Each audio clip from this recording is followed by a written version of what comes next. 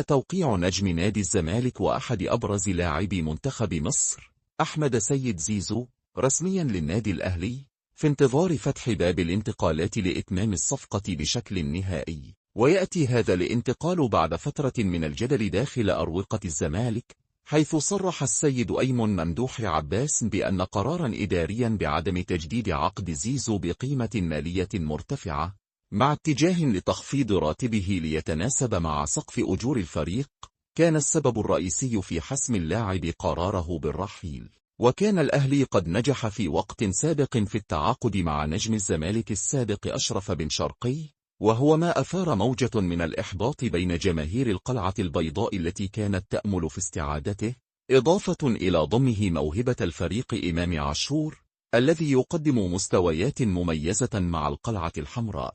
صفقة زيزو تمثل ضربة موجعة أخرى للزمالك وتعزز صفوف الأهلي بلاعب مميز. كل هذه الصفقات لا تكفي إدارة النادي الأهلي وعلى رأسها السيد محمود الخطيب الذي ينوي أن يقوم بصفقات أخرى مدوية خلال الأيام القليلة القادمة.